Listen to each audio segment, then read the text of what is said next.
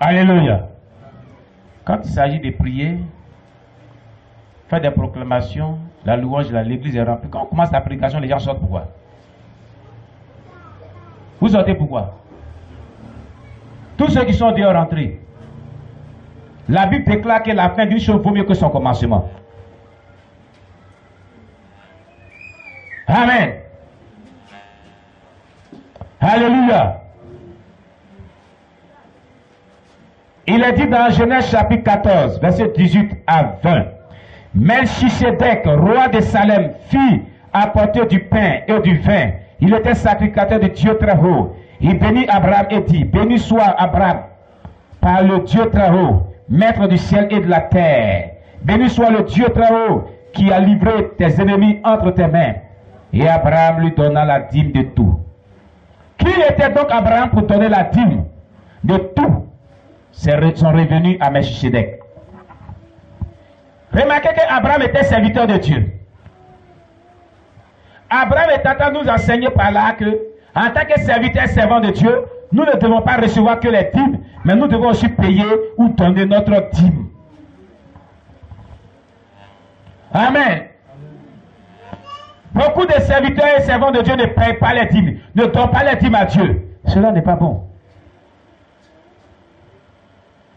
Notre patriarche Abraham, qui était serviteur de l'Éternel, a eu à donner sa dîme. Pourquoi toi, tu es homme de Dieu, tu es femme de Dieu, tu ne donnes pas tes dîmes?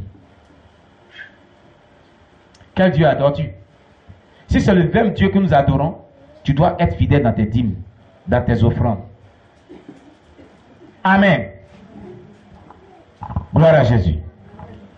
Nous prenons Malachie, chapitre 3, verset 9 à 10.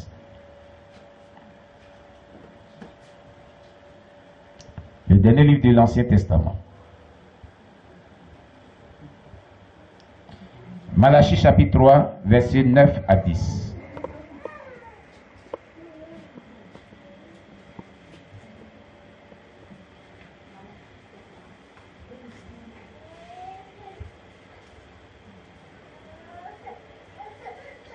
Il est dit, d'abord on va le prendre à partir du verset 7 même. Depuis le temps de vos pères, vous êtes écartés de mes ordonnances. Vous ne les avez point observées. Revenez à moi et je reviendrai à vous, dit l'Éternel des armées. Et vous dites, en quoi devons-nous revenir? Verset 8. Un homme trompe-t-il Dieu? Et vous dites, en quoi t'avons-nous trompé? Dans les dîmes et les offrandes. Vous êtes frappés par la malédiction. Et vous me trompez, la nation tout entière. Apportez à la maison du trésor toutes les dîmes, afin qu'il y ait de la nourriture dans ma maison. Mettez-moi de la sorte à l'épreuve, dit l'Éternel des armées, et vous verrez si je n'ouvre pas pour vous les écluses des cieux, si je ne répands pas sur vous la bénédiction en abondance. Pour vous, je menacerai celui qui déborde, et il ne vous détruira pas les fruits de la terre, et la vigne ne sera pas stérile dans vos campagnes, dit l'Éternel des armées. Toutes les nations vous diront, heureux car vous serez un pays de délices, dit l'Éternel des armées. Amen. Ce texte commence, et je voudrais surtout qu'on prenne le temps pour examiner bien ce texte de près. Qui parle dans le texte? On va l'étudier ensemble. Qui parle dans ce texte?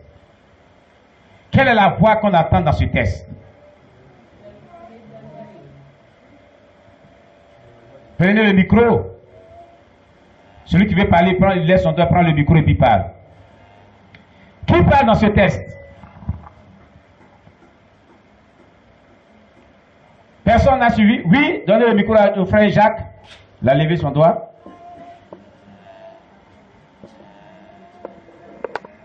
Au frère Jacques. Oui. Oui, la maman. Voilà la maman Déborah. C'est l'Éternel qui nous parle. Voilà. Maman, pourquoi tu dis c'est l'Éternel qui nous parle? Quel est le verset qui dit que c'est l'Éternel qui nous parle?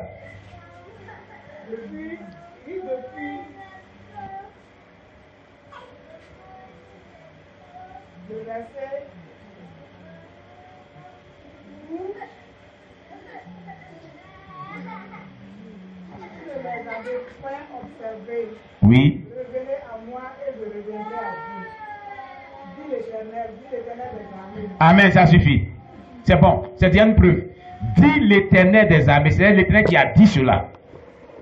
Donc c'est Dieu qui parle. De quoi nous parle Dieu dans ce texte? De quoi nous parle Dieu dans ce texte? De manière principale, de quoi les questions dans ce texte? Oui, Jemima. La sœur Jemima. Il est question des dîmes. Il est question de la dîme. Alléluia. Alléluia. Gloire à Jésus. Il est question de la dîme. Amen. Pourquoi? Eh bien, depuis le verset 7 jusqu'au verset 9, du verset 7 au 9, pourquoi Dieu parle ainsi au peuple de Dieu? Qu'est-ce que le peuple a fait pour que Dieu puisse parler ainsi? Du verset 7 au verset 9.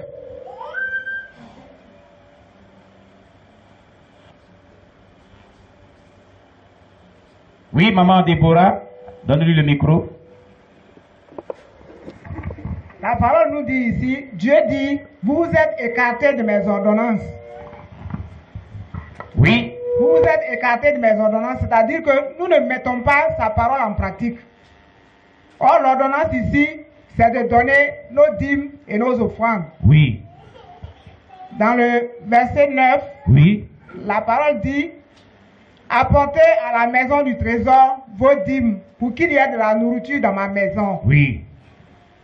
Mais si nous voulons comprendre la raison maison du trésor, la nourriture dans la maison de son serviteur. Oui. Donc c'est la dîme que nous allons donner à Dieu. Amen. Qui va servir à l'homme de Dieu de pouvoir aux besoins de son ministère, de pouvoir aux besoins de sa famille. Amen. Amen. Voilà ce que j'ai compris. Alléluia.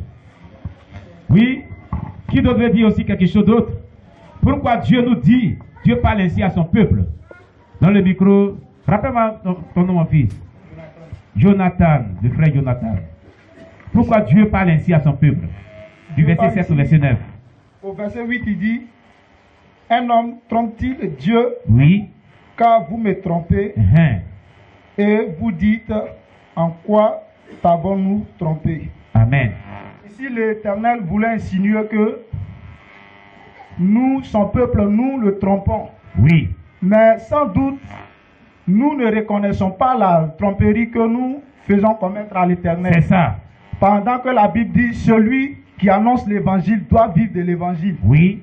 Mais nous fermons ce côté et nous trompons l'Éternel. Oui. C'est cela l'Éternel dit. Amen. C'est très bien dit.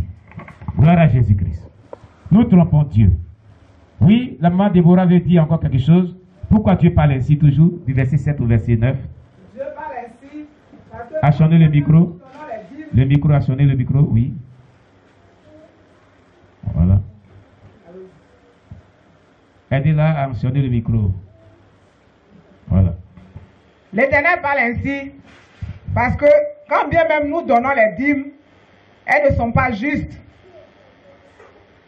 Les dîmes sont quelquefois tronquées. Oui. Si tu dois donner la dîme de 100 000 francs, qui est 10 000 francs, tu donnes 8 000 francs, ou alors tu donnes 7 000 francs, ce n'est pas juste. Amen. C'est pour ça que le Seigneur nous dit que nous le trompons. Très bien. Les gens ne prennent pas la dîme correctement. Ils font de la tromperie. Amen. Oui. Dieu donc n'est pas content. Alléluia. Il dit que les gens n'ont pas observé ces recommandations. Voilà. Les gens sont écartés de ces ordonnances. Alléluia. Voilà. Et le peuple demande même, en quoi t'avons-nous trompé? Regardez l'air que ce peuple-là me prend. Un air orgueilleux. Un air orgueilleux. Hein? C'est au Dieu vivant qui parle. Mais à quoi t'avons-nous trompé? Mais on t'a trompé. À quoi t'avons-nous trompé? Hey! C'est à Dieu on parle comme ça. Tu dis que nous t'avons trompé Dieu. Mais à quoi t'avons-nous trompé même? Et à Dieu de répondre dans les dîmes et dans les offrandes. Dans les dîmes, disons. Alléluia. Alors, pour cette tromperie, et du fait que le peuple s'est écarté des ordonnances de Dieu, du verset 9, et du verset 7 au verset 9,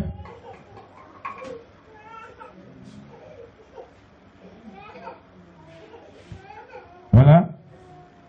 Qu'est-ce qui est arrivé à ce peuple? Dans le verset 9. Qu'est-ce qui est arrivé à ce peuple parce que ce peuple ont trompé Dieu? Qu'est-ce qui lui est arrivé? Oui. Jonathan? Au verset 9, l'Éternel dit, oui. Vous êtes frappés par la malédiction. Oui. Et vous êtes frappés par la malédiction. Oui. L'Éternel dit, le peuple est frappé par la malédiction. Moi, je vais te poser la question. Pourquoi le peuple est frappé par la malédiction? Pourquoi? Oui, Jonathan toujours. Parce que ce peuple-là trompe Dieu dans les dîmes. Dans les dîmes. Écoute-moi, cher bien-aimé. Toutefois que tu vas tromper Dieu dans tes dîmes, tu ne paies pas tes dîmes, ou bien tu ne paies pas correctement tes dîmes, cela est suivi d'une malédiction. C'est la parole de Dieu qui le dit. Hein? Amen. Plusieurs chrétiens s'amusent à ne pas payer les dîmes. Des serviteurs de Dieu, des servants de Dieu, des saints chrétiens, des missionnaires, des disciples ne payent pas les dîmes. Et ils sont sous la malédiction. Et ils se posent la question, pourquoi je souffre? Pourquoi mon problème là? Pourquoi ma situation là? Bien aimé, c'est parce que tu n'es pas fidèle dans tes dîmes. Amen. Tu n'es pas fidèle, eh bien, dans tes dîmes. Voilà pourquoi tu es frappé par la malédiction. Alléluia. Alors, Dieu a fait un constat. Il a examiné son peuple. C'est un dialogue avec son peuple. Le peuple répond, en quoi t'avons-nous trompé? Et Dieu dit, dans les dîmes. Et Dieu dit, vous êtes frappé par la malédiction. Donc Dieu discute avec son peuple. À votre avis, pour quelle raison Dieu pouvait discuter avec ce peuple? Lui qui est Dieu. Pourquoi? Lui qui est Dieu, l'or et l'argent l'appartient. Il a tout. Et puis, il réclame les dîmes du peuple. Pourquoi? Dieu, c'est lui qui détient la bénédiction. Celui qui détient toutes choses. Mais pourquoi ici, il réclame les dîmes du peuple? Pourquoi? Qui veut dire pourquoi Dieu réclame les dîmes du peuple? Donnez le micro au frère Paulin. Le frère Paulin veut parler. Je pense que, comme vous venez de dire, l'or et l'argent appartiennent à Dieu. Il peut donner à qui il veut. Oui. Mais ce qu'on oublie, c'est que c'est un Dieu de justice. Et donc, il voudrait que son peuple respecte ses recommandations pour qu'il puisse les bénir. Très bien. Très bien. Dieu voudrait que son peuple respecte ses recommandations pour qu'il puisse les bénir. Sinon, ce n'est pas à cause de lui. Lui, l'or et l'argent l'appartient. Il est déjà béni.